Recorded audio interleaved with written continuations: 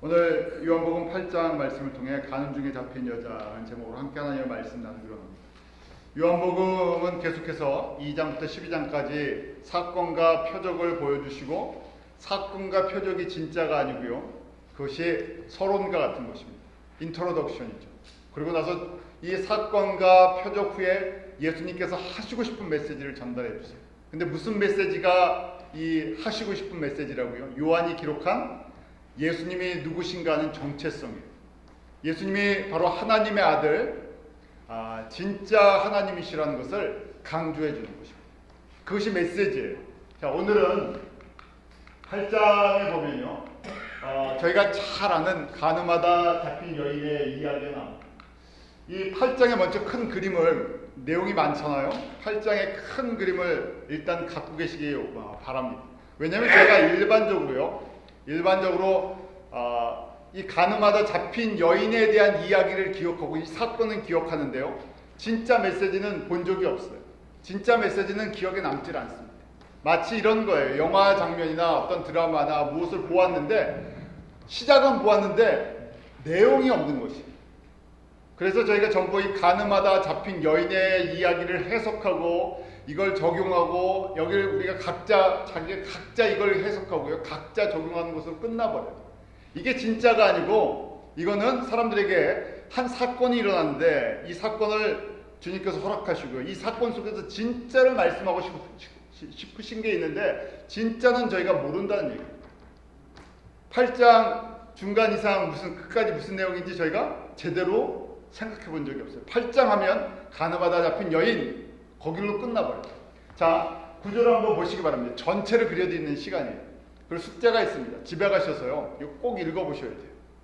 왜냐하면 오늘 메시지가 8장 1절부터 59절까지 다 제가 일일이 설명을 해드리는 것이 아니죠. 이걸 일일이 다 풀어드리려면 한 3시간 걸려요. 그러면 주일날 예배가 한 3시간 된다 그러면 여러분들이 이걸 한번 2번, 3번 나눠서 한다면 요한복음이 언제 끝나나 하고 1년이 가고 2년이 가고 3년이 갈 거예요. 숙제니까 큰 그림은 제가 보여드리고 여러분들이 꼭 집에 가서 한 장뿐이 안 되니까요. 그래봐야 한 장을 열심히 여러분들이 공부하셔서요. 여러분 거 만드시기 바랍니다. 자, 첫 번째는 가늠하다 잡힌 여인이 1절부터 11절까지죠. 그리고 나서 메시지가 시작돼요. 예수님께서 내가 누구인가, 예수님의 정체성에 대한 메시지. 본론 이 나머지가 전부 다 그 메시지예요. 그러고 나서 율법을 가지고 예수님을 고소하고 정죄하려고 했던 율법 아래에 있는 바리새인과 그 다음에 이 서기관들의 정체성은 이 사람들은 도대체 어떤 사람들인가 하는 메시지가 계속 비교하면서 대조적으로 나와요. 예수님은요, 하나님의 은혜와 구원과 생명을 대표하시는 분이고 이 바리새인과 서기관들은 구약의 모세의 율법을 붙잡고 있는 그들을 대표하는 모세의 율법을 대표하는 사람들이에요. 그래서 이 안에 이 존재가 어떤 정체성을 갖고 있나를 설명해요. 그러고 나서 결론과 같은 것이에요. 8장 31절, 32절 이 메시지를 제자들에게 주고 싶으신 거예요. 가늠하다 잡힌 여인이 전체 메시지가 아니고요. 이 메시지를 주고 싶으신 거예요. 이 사건을 통해서 우리 31절, 32절 한번 같이 읽겠습니다. 시작. 그러므로 예수께서 자기를 믿는 유대인들에게 이르시되 너희가 내 말에 거하면 참내 제자가 되고 진리를 알지니 진리가 너희를 자유케 한다. 저희가 이 말씀도 잘 아는 말씀이죠. 진리를 알지니 진리가 너희를 자유케 한다. 그런데 이것이 이 가늠하다 잡힌 여인과 어떤 관계가 있는지, 무슨 메시지를 하시려고 하는 건지 전체 그림이 없이 내가 예수를 알기 때문에 내가 참 자유하다, 그냥 그 정도로만 저희가 이해하고 있어요. 여기 조건이 있죠. 아무나 다 예수님을 믿었던 것이 아니라 유대인 중에서 특별히 하나님의 이 은혜를 받은 사람들, 예수님의 은혜를 받은 사람들, 제자들이 예수님의 이 메시지를 알아들었어요.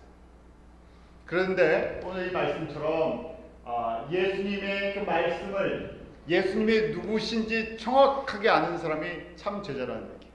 그 참 예수님이 누구신지를 정확하게 아는 그 예수님이 그 진리이신데 그 진리를 정확하게 알 때 자유의 의미를 알아요.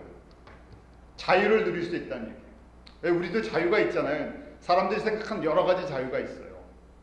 육신의 자유도 있고 정치적인, 종교적인, 신앙의 여러 가지 자유들이 있는데 그것이 아니라 죄와 사망의 법이 아니라 생명의 성령의 법에 의해서 움직이는 그 능력이 어디서부터 오느냐? 주님의 말씀을 듣고 믿고 그 길을 따라갈 때.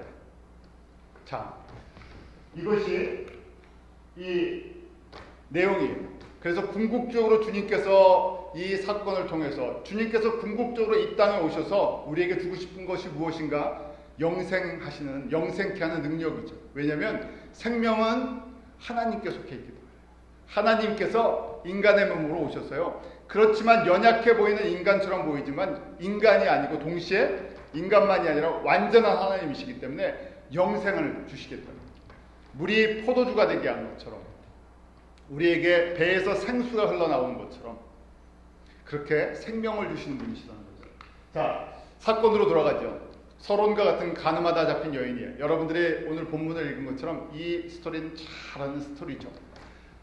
목적은요, 바리새인과 서기관들이 간음하다 현장에서 그 현장에서 잡힌 여인을 하나 데리고 왔는데요. 목적은 예수님을 시험하고자 예수님을 이 함정에 빠뜨리고요. 예수님을 고소할 내용이 없을까 하고 이 여인을 하나 붙잡아 갖고 왔어요. 그러면서 오늘 말씀이 이렇게 시작되죠. 3절부터 5절에 보면 간음 중에 잡힌 여자를 데리고 와서 모세 율법에는 이런 여자는 돌로 쳐 죽이라 그러는데 예수님 당신은 모세 율법을 어떻게 해석할 겁니까? 하는 얘기예요. 왜냐하면 계속해서 예수님이 해석하는 법이 자기네들과 맞지 않았거든요. 하나님을 모독하는 것처럼 생각되거든요. 자신들이 쌓았던 종교적인 관습과 맞지 않기 때문에 이 케이스 확실한데 이거는 간음하다 현장에서 잡힌 여자는 돌로 쳐 죽이라 그러는데 그럼 예수님은 어떻게 처리할 것인가 하는 게 그래서 여기서 잘못 말하면 어떻게 하려고요? 고소해서 붙잡아 죽이려고 하는 거예요. 목적이 그것이에요. 그때 예수님께서 저희가 잘 아는 것처럼 이 말씀은 신명기 22장 22절부터 24절의 말씀이에요. 뭐냐면 법적 근거가 있어야 되잖아요. 재판을 한번 이 고소를 하려고 그러면요. 율법에는 이라고 되는데 모세가 전해진 신명기 22장 22절부터 24절에 이런 법이 있어요. 뭐냐면 간음죄에 돌로 치는 경우입니다. 어떤 경우냐면 약혼한 이 정혼한 남자가 있는데 결혼한 여자죠. 그러니까 약혼한 남자가 있는데 여자가 다른 남자랑 간음을 하다가 붙잡히면 그때는 어떻게 하라고요? 22절, 23절, 24절 한번 같이 읽어볼까요? 시작. 처녀인 여자가 남자와 약혼한 후에 어떤 남자가 그를 성읍 중에서 만나 통관하면 너희는 그들을 둘 다 성읍 문으로 끌어내고 그 둘을 돌로 쳐 죽일 것이니 그 처녀는 성읍 중에 있어서도 소리 지르지 아니하였으며 그 남자는 그 이웃의 아내를 욕보였습니다. 너는 이같이 하여 너희 중에 악을 제할지니라. 무섭죠? 현장범은요. 현장범, 결혼한 여자가 약혼한 여자가 현장범으로 다른 남자랑 이 간음을 하면 둘 다 어떻게 한다고요? 남자 여자를 성문 밖으로 가서 돌로 쳐 죽여야 돼요. 그런데 돌로 쳐 죽이는 간음하다 돌로 쳐 죽이는 이 딱 한 경우예요. 신명기 22장에 나온 이 경우뿐이 없어요. 자, 그런데 오늘 말씀을 여러분들이 보면요. 뭔가 이 깔려 있는 게 있어요. 예수님께서 이 여인을 만났을 때 저희가 이 여인 혼자 데리고 왔죠. 남자는 어디 갔습니까? 남자는 없어요. 현장에서 잡혔다고 되어 있는데 남자는 있지 않습니다. 결국 이거 뭐냐면요. 저희가 이건 누가 짠 거라는 얘기예요. 바리새인과 서기관들이요. 어떤 목적에 예수님을 고소할 그 근거를 만들어내기 위해서 현장을 하나 만들었다는 얘기예요. 남자가 있어야 되는데 남자가 없어요. 여자만 죽일 수가 없죠. 자, 이때 이 6절에 보면 저희가 이렇게 말하면 고소할 조건을 얻고자 하여 예수를 시험합니다. 하나를 살짝 빼고요. 이 문제를 어떻게 처리할까 하는 것을 한번 보고 싶었어요. 그때 예수님께서 어떻게 하십니까? 첫 번째요. 너희 중에 죄 없는 자가 돌로 치라 하고 말씀을 하시고요. 땅에 무엇인가 쓰기 시작하셨어요. 그러고 나서 한 사람씩 그 다음에 보면요. 이 8절에 두 번째 이 쓰시기 전에 사람들이 하나씩 하나씩 떠나가죠. 오늘 읽은 본문에 나이 든 사람부터 젊은이까지 하나씩 하나씩 양심의 가책을 받고 떠납니다. 예수님이 뭘 쓰셨을까 그렇게 궁금한 점이 있어요. 그런데 그것은 성경에 나와 있지 않기 때문에 저희가 추측할 수밖에 없죠. 무엇을 썼을까? 신명기 22장 22절부터 24절을 쓰시지 않았을까? 그 너희 중에 지금 이 법을 정확히 아는 사람, 남자는 도대체 어디가 있느냐? 너희 신명기 22장 22절 23절을 정확히 아느냐? 저는 이런 생각을 해봤습니다. 바리새인과 서기관들이 율법 학자고 율법을 지키겠다는데 너희들 그 율법을 니네 심령에다 가슴에다 새기고 있냐? 아니면 마치 그 흙에다가 한번 바람 불면 없어지는 그 흙에다가 변하는 것들, 그 순간순간 율법을 자기의 목적을 이루기 위해서 예수님을 죽이려고 하는 그 의도처럼 자신들의 종교적인 목적과 세상적인 목적을 이루어 나가는데 그 율법을 언제든지 썼다 지워버리는 그 흙에 쓰는 것이 아닐까. 이거는 그냥 생각해 보는 것입니다. 이렇게 예수님이 땅에 쓰고 있을 때 다 떠났죠. 이 여인에게 오늘 말씀을 하십니다. 11절에 보면 다 떠나고요. 예수님께서 여인에게 묻죠. 너를 고소하던 그 사람들이 어디 있냐? 하나도 없다 그러죠. 우리 11절 한번 같이 읽겠습니다. 11절 시작. 대답하되 주여 없나이다. 예수께서 가라사대 나도 너를 정죄하지 않느니 가서 다시는 죄를 범하지. 자, 여기서 이게 서론이라 그랬죠. 주님께서 오신 목적, 주님의 사역, 또 8장에서 하시고 싶은 메시지가 이 여인의 이게 서론 인트로덕션이에요. 여기서 살짝 보여주시는 거예요. 율법은 무엇인가? 율법을 따라 살던 사람들, 결국 자신들의 욕심과 자신들의 이해관계 때문에 이 율법을 가지고 정죄하는 일만 한다는 얘기예요. 율법의 기능은요, 정죄하는 거예요. 죄가 뭔지를 갖다 지적하는 것입니다. 신명기 22장에 나와 있는 죄의 문제를 가지고요, 그 여인을 갖다 댄 거죠. 분명히 여자가 잘못했을 거예요. 현장에 있었고 분명히 간음을 했었겠죠. 그런데 예수님은요, 이 땅 가운데 율법의 완성이시죠.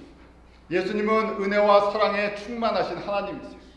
예수님이 이 땅 가운데 그 간음하는 여인들을 찾아서 정죄하는 것으로 끝나는 것이 아니에요. 죄 없다고 안 하시죠. 죄 있는데 나는 너를 정죄하지 않겠다는 얘기예요. 단 너를 용서하시겠다는 것이죠. 은혜와 사랑과 용서를 베푸시고요, 우리에게 그 다음 자유를 주셨어요. 그런데 그 자유를 주셨어요. 그 자유를 가지고 뭘 하지 말라고요? 다시는 과거의 율법의 삶으로 돌아가지 말라는 거예요. 율법에 매이지 말라는 얘기예요. 과거의 죄의 세상으로 돌아가지 말고요, 죄를 짓지 말라는 거죠. 이것이 주님의 메시지예요. 주님께서 8장 전체를 통해서 하시고 싶은 메시지를 잠깐의 사건을 통해서 일단 말씀하시고 그 다음에 설명을 하십니다. 자, 예수님의 이 전체 메시지, 이 오늘 주시고 싶은 메시지는 내가 누군가를 정확하게 설명해 줍니다. 예수님이 누구신가를 20가지로 8장 12절부터 59절까지 20가지로 표현을 하세요. 그 20가지 한번 내용들을 보면요, 예수님이 세상의 빛이다, 생명의 빛이다, 참 증거자다, 참 판단자다, 자신을 위해서 증거하는 자다, 아버지께서 증거해 주신 자다, 낙원으로 가시는 자다, 위에서 나신 분이다, 이 세상에 속하지 않는 분이다, 아버지에게서 들은 것을 말하시는 분이다, 아버지와 함께 하시는 아들이다, 인자시다, 하나님 아버지의 기뻐하시는 일을 행하는 자다. 이렇게 쫙 설명을 하십니다. 아브라함 이야기까지 하시면서 이게 나라는 것이에요. 아브라함 이전부터 나는 존재했고 나는 너희들에게 생명과 진리와 구원과 영생을 베푸는 그 하나님의 보내심을 받고 이 땅에 온 참 하나님이다 하는 것을 이렇게 증거해 주고 있어요. 그러니까 이 바리새인들과 서기관들이 알아듣지 못하죠. 딴소리를 자꾸만 하죠. 자, 그러면서요, 율법 안에 있는 서기관과 바리새인들, 예수님과 이 대조적으로 계속 부닥치고 있습니다. 이 율법 안에 있는 서기관과 바리새인들의 정체성, 이들은 누구인가 하는 것이에요. 예수님께서 그 오늘 말씀에 15가지를 설명해 주고 있어요. 15가지. 여러분들이 이 빨리 눈에 한번 이렇게 보셨는데, 그러니까 여러분들이 이제 집에 가서 한번 직접 한번 찾아서 이거 보세요. 한 절씩. 15가지인데 그 중에 어둠의 날입니다. 생명의 빛을 얻지 못했고 생명의 빛을 따르지 않고 그 다음에 쭉 보면요 죄의 종들이고 거짓말장이고 예수님의 진리의 말씀이 마음속에 없는 자다. 예수님의 말씀이 하나님의 진짜 진리의 말씀이 마음속에 없고요 그냥 겉에만 형식적으로만 갖추고 있다는 얘기죠. 그러기에 이들에게 생명이 없고 진리가 자유케 하는 이 자유의 참 자유의 의미를 알지 못하는 영적으로 캄캄한 속에 있는 사람들이에요. 자 그러면서요 주님께서 율법이 무엇인가를 우리에게 설명해 주고 계십니다. 율법이 무엇인가? 갈라디아서 제가 참 마침 잘 연결이 됐는데 지난달에 갈라디아서를 묵상을 했어요. 갈라디아서에 보면 율법을 3장 24절에 몽학 선생이다 설명해 주고 있습니다. 몽학이란 이 몽이라는 것이 어릴몽 이렇게 되어 있죠. 어린 아이를 가르쳐 주는 선생님이다. 그래서 가정교사 이렇게 생각하시면 돼요. 집에 어린 아이들 투로 해주듯이 가정교사, 가이던스, 이 지도자, 인도자. 그러니까 율법의 첫 번째 기능은요, 죄를 정확하게 죄가 무엇인지를 선포하는 것입니다. 율법이 있어야 죄가 무엇인지를 알 수 있죠. 구약의 율법보다 예수님께서 율법을 재해석해 주시는 것이 마태복음 5장에 나오죠. 구약의 율법은요, 하나님의 수준에 아주 좀 낮춰서 설명을 해주는 거예요. 그런데도 그 구약의 모든 율법을 지킬 사람이 아무도 없어요. 율법의 특징은 있는데요.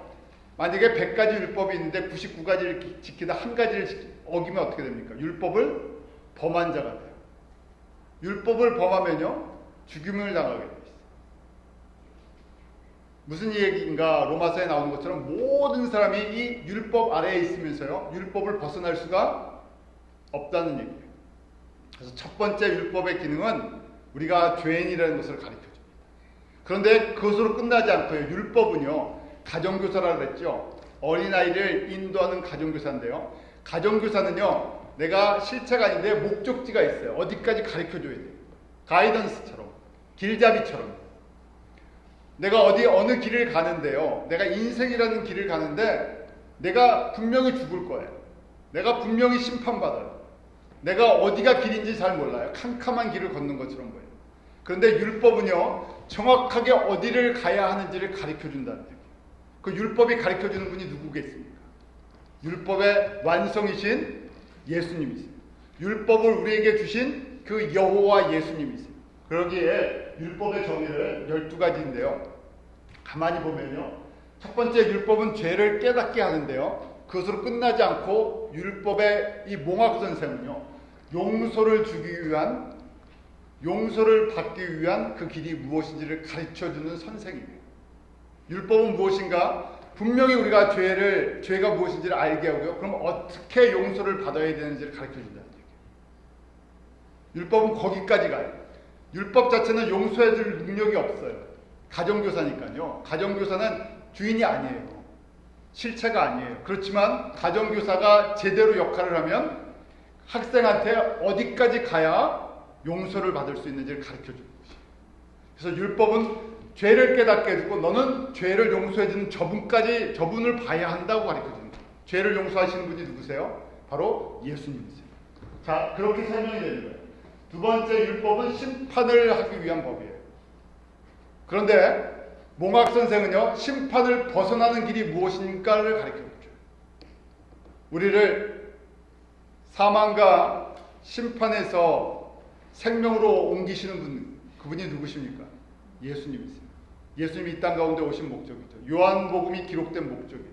요한복음 3장 16절, 하나님이 세상을 이처럼 사랑하사 독생자를 주셨으니 저를 믿는 자는 어떻게 해요? 멸망치 않고 영생을 받게. 심판을 받지 않고요, 영생을 받게. 그래서 율법을 정확하게 아는 사람들, 지금 율법을 대표하는 사람들이 누굽니까? 바리새인과 서기관들인데 율법의 어떤 일부분을 보는데요, 율법 전체를 볼 수 있는 능력이 없다는 얘기예요. 율법을 진짜 잘 안다면 율법은요, 바로 우리가 심판받을 수밖에 없는 존재인데요, 그 율법의 또 다른 기능은 심판에서 생명으로 옮기는 길이 있습니다를 가르쳐주는 것이에요. 그 길이 무엇입니까? 율법 속에서 죽을 수밖에 없는 사람들, 심판받을 수밖에 없는 사람들을 생명의 길로 옮겨주는 그 과정을 예수님께서 이 구약에 무엇으로 표현해 주셨어요? 바로 제사법을 통해서 보여주셨어요. 제사장을 통해서. 자, 그런 식으로요. 하나님의 진노를 위한 법을 긍휼까지 인도해 주고 또 쓴뿌리가 우리 가운데 있는데 어떻게 쓴뿌리가 있는 마귀의 성품이 있는 저희가 하나님의 성품을 가질 수 있을 것인가?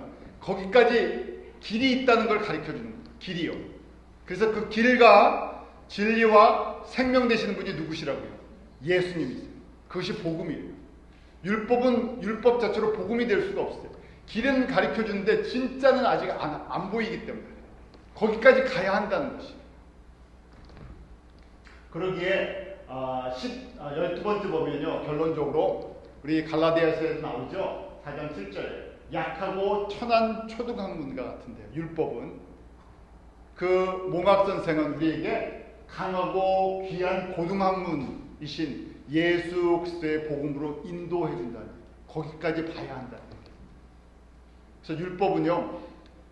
첫 번째는 죄를 깨닫게 해주고 두 번째는 그 죄의 문제를 해결하고 사망의 문제를 해결하고 심판의 문제를 해결할 그 길이 있다는 것, 그것을 말해주는 것이.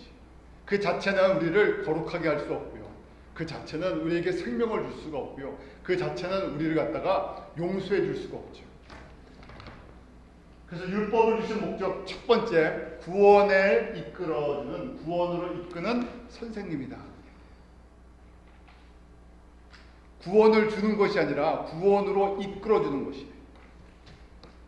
로마서 3장 19절 말씀 한번 같이 읽어볼까요? 시작. 우리가 알거니와 무릇 율법이 말하는 바는 율법 아래 있는 자들에게 말하는 것이니 이는 모든 입을 막고 온 세상으로 하나님의 심판 아래 있게 하려 함이니라.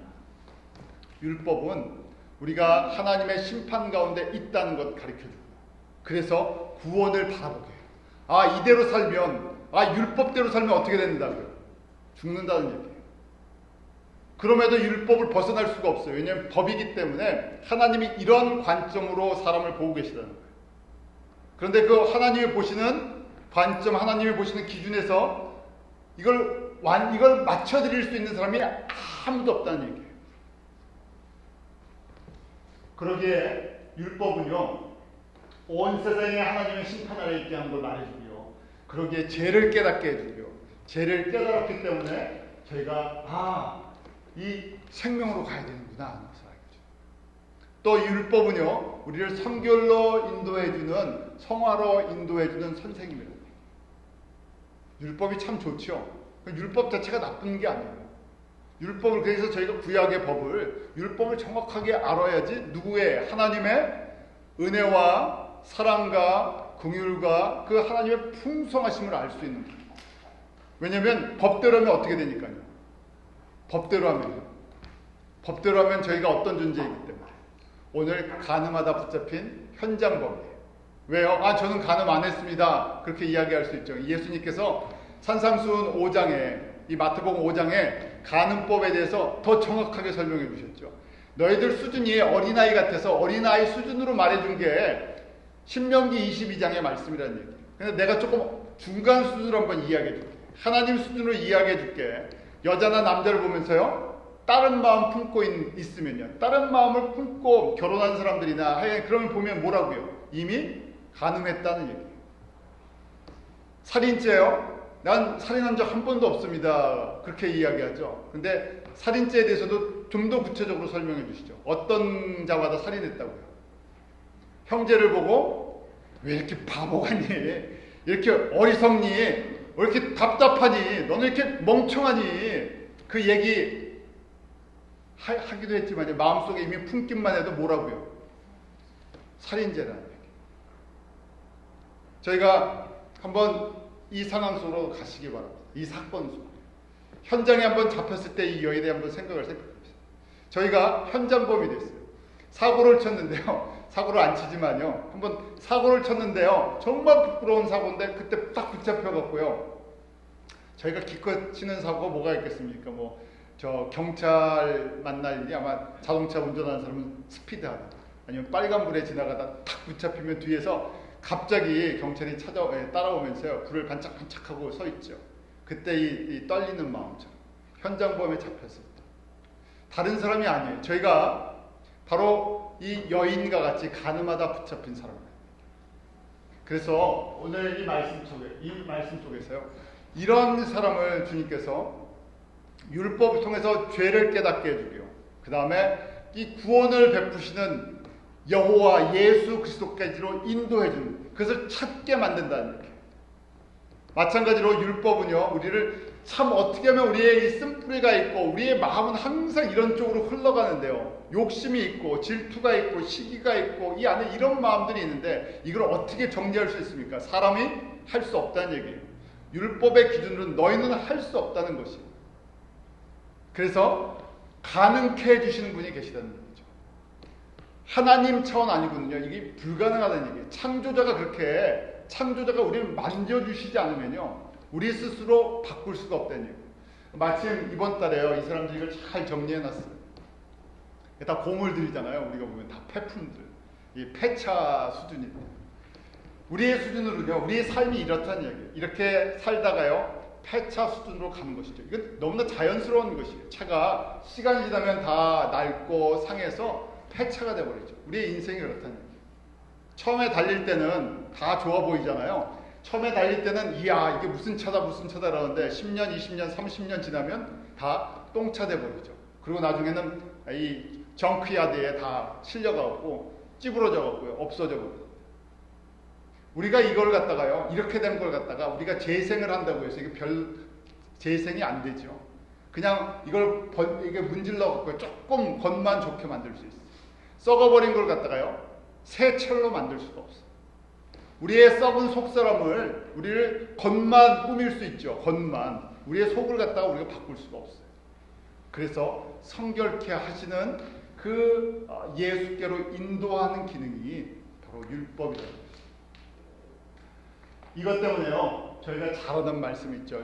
로마서 7장, 8장의 말씀. 특별히 7장에 바울이 우리 가운데 썩는 세상의 법취와 사망의 법과 성령의 법, 이 두 가지가 그리스도 안에서 싸운다는 얘기예요. 7장 24절, 25절 바울이 이렇게 고백하죠. 우리 한번 같이 읽겠습니다. 시작. 오라 나는 공고한 사람이구나. 이 사망의 몸에서 누가 나를 건져냈다. 우리 주 예수 그리스도로 말미암아 하나님께 감사하리로다. 그런즉 내 자신의 마음으로는 하나님의 법, 육신으로는 죄의 법을 섬기노라. 예수를 믿는 사람들, 하나님을 믿는 사람들에게 두 법이 있다는 거예요. 어떤 법이요? 율법이 있고요, 하나는 생명의 법이 있다. 율법을 따라 살면요, 자유가 없고요, 율법을 살다 보면요, 무겁다는 얘기예요. 율법의 사람들은요, 이 안에 곤고함이 사라지지 않는다는 얘기예요. 반대로 그걸 자유케 하는, 새롭게 하는, 온전케 하는 것이 바로 생명의 법, 예수 그리스도의 십자가의 복음이라는 얘기예요. 자, 이제 도표로 정리를 해드릴게요.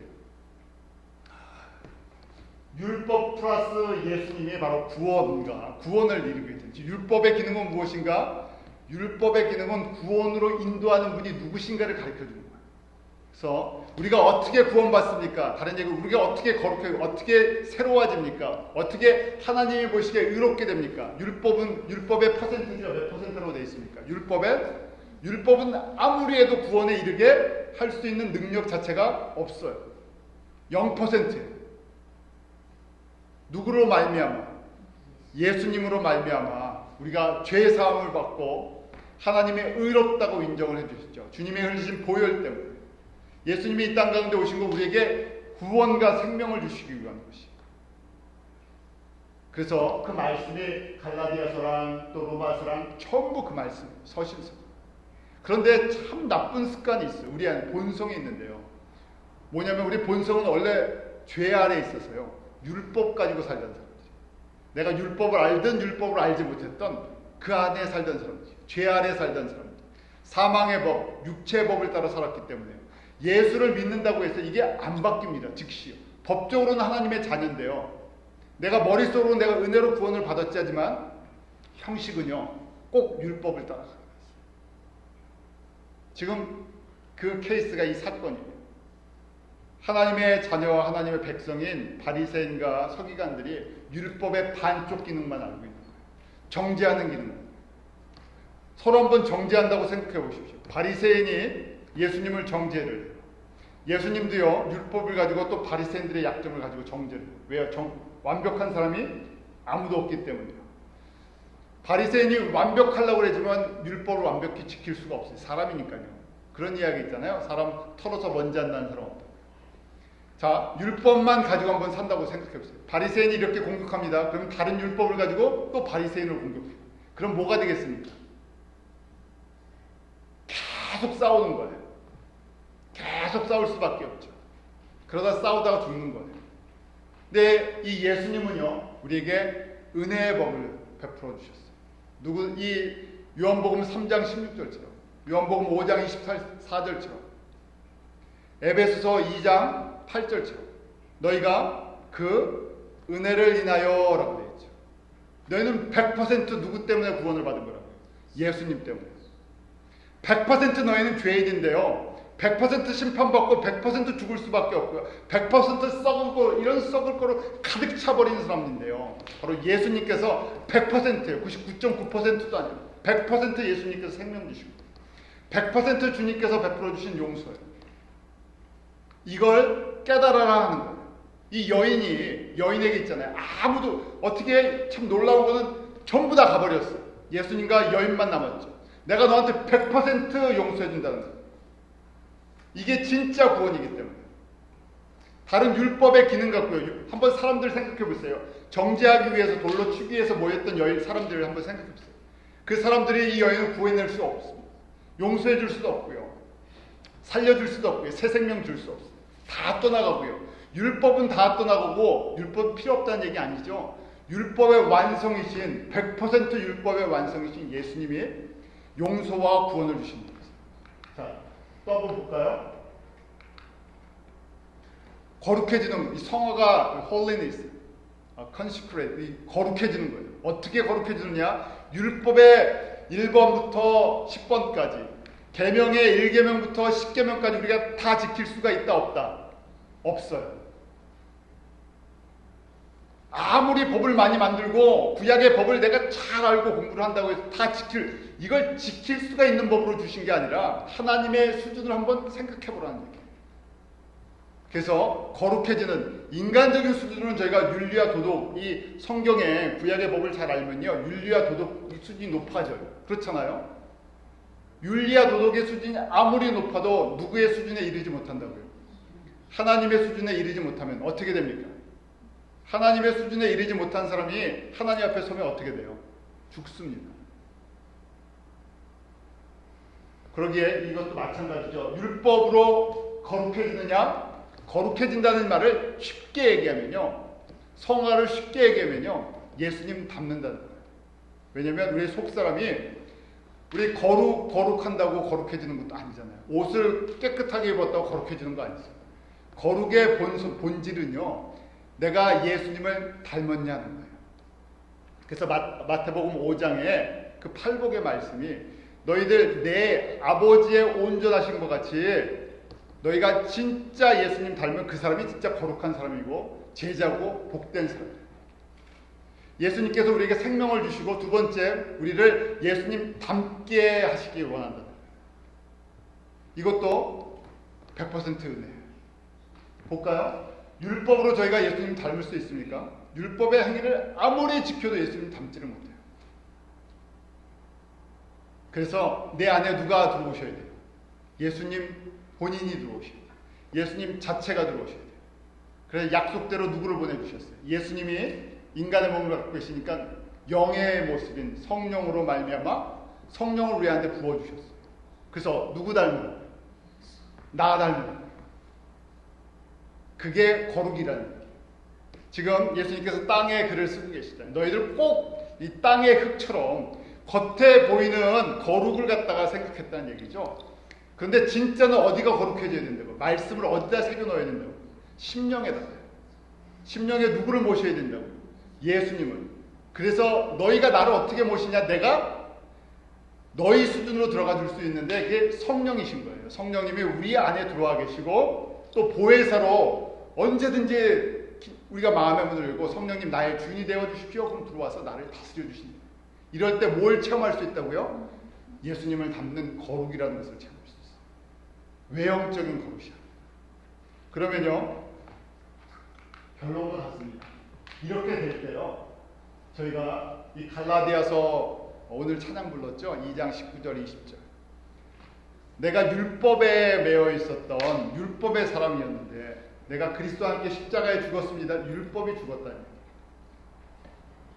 다른 것이 아니라 내가 죽는다, 그리스도와 함께 십자가에 죽는다. 내가 율법의 사람은, 율법의 사람은 뭡니까? 정죄하는 것이에요. 율법에서는 죄와 사망 속에 있는 것이에요. 우리가 좀 전에 바리새인과 서기관을 대표하는 그 내용들을 봤었죠. 15가지. 그런 사람들이에요. 그런데 내가 그리스도와 함께 다시 산다는 얘기는 뭡니까? 나는 이제 은혜의 삶, 100% 은혜로 말미암아 삶고 100% 은혜로 말미암아 주님을 닮아가는데요. 주님을 닮아가는 특징이 무엇인가? 예수님 닮는 것이에요. 거룩의 성결의 특징은요, 예수님 닮습니다. 그러면요, 어떻게 되느냐? 결론이에요. 바리새인들이나 서기관들이나 율법 매인 사람들은 이거 안 하면 어떻게 됩니까? 율법을 지키지 않으면 큰일 나는 줄 알아요. 그래서 무섭죠. 두렵죠. 신앙생활하는 게 벅찹니다. 그런데 은혜와 사랑과 용서와 긍휼을 체험한 100% 주님의 은혜로 말미암아 구원받은 이 구원의 은혜를 체험하는 사람들, 이것이 점점 커져갈 때 율법이 필요한데요. 율법의 퍼센테이지가 아니라 예수의 퍼센테이지가 점점 커질 때 우리가 주님을 사랑하기 위해서 주의를 지키든 봉사를 하든 헌금을 하든 기도를 하든 이것이 무엇이 되겠어요? 의무가 아니에요. 뭐냐면 즐거움이에요. 기쁨이죠. 예수 그리스도를 믿고 따라가는 사람들한테 지금 요한이 공고한 고난 가운데 있는 사람들 있죠. 이거 안 하면 너희들 심판받는다. 이거 안 하면 너희들 정죄받는다. 이거 안 하면 너희들 복 못 받는다. 이렇게 하면 무서워서 이게 힘들잖아요. 교회 나오는 것도 힘들고요. 주님을 섬기는 것도 힘들어요. 그런데 이것이 은혜와 긍휼과 용서와 사랑의 관계가 되면 어떻게 됩니까? 자원함이, 즐거움이, 할 수 있는 것 자체가, 내가 이런 여호와이신 예수를 위해서 예수님이 100% 나에게 생명을 주셨는데 100% 은혜를 주셨는데 주님을 알고 주님을 섬길 수 있는 것이, 그것이 십자가의 길이 되었던 고난의 길이 되었던 어떤 길이 되었던 무엇이 되겠습니까? 즐거움이 되는 것이. 그래서 여호와를 사랑하라 하는 것이 율법이 아니라요, 여호와를 사랑하는 것이 삶이 되버려요. 지상 명령, 이 마음과 성품과 뜻과 힘을 다해 여호와를 사랑하는 율법이 아니라요, 내가 자원함으로 그게 나의 즐거움이 되버려요. 이웃을 섬기는 것이요, 율법이 아니라요, 나의 즐거움이 돼요. 선교를 하고 이방인을 섬기는 것이 율법 때문에, 법 때문에 하는 것이 아니라 뭐 때문에? 나의 즐거움이에요. 누구의 즐거움입니까? 나에게 100% 생명과 은혜를 주신 아버지의 즐거움. 우리의 삶이 주님을 섬기는 이런 즐거움이 있고, 이 즐거움은요, 율법을 지키면서 있는 것이 아니라 내가 100% 주님의 그 은혜와 사랑으로 내가 이 생명으로 거룩해진다. 이 메시지를 제가 붙들고 주님과 동행할 때 이런 은혜가 저희 가운데 있기를 기도하겠습니다. 하나님 아버지, 너무나 속히 은혜를 잃어버리고 율법으로 세상으로 돌아가고자 하는 우리의 본성이 있음을 고백합니다. 갈라디아 성도들이 그랬던 것처럼, 로마에 있는 교회 성도들이 그랬던 것처럼, 예수님 당시에 그 바리새인들, 서기관들이 그 율법에 매여서 그 하나님의 온전하심을 보지 못하는 거죠. 예수님이 바로 그들 앞에 서 계시고 말씀하시고 표적과 기사와 능력을 베풀어 주셔도 듣지 못하는 어두운 심령이 된 것처럼 저희들 어두움에 속하지 않도록 늘 생명의 성령의 법이 저희를 다스려 주시옵소서. 주님을 알고 주님을 닮아가기를 저희가 사모합니다. 이런 거룩한 사모함이 저희 사랑하는 모든 성도들 가운데 있게 하시고, 예수님을 닮아가는 그 가운데 주님을 사랑하고 교회를 섬기며 이 예수 그리스도의 복음이 땅까지 증거되는 이 일이 우리 한 사람 한 사람의 기쁨이요 즐거움이 되게 해주셔서 저희가 억지로 주님을 따라가는 것이 아니라 기쁨과 헌신과 사랑으로 주님을 따라갈 수 있는 은혜의 사람으로 주님께서 삼아 주시옵소서. 예수님의 이름으로 올려옵니다.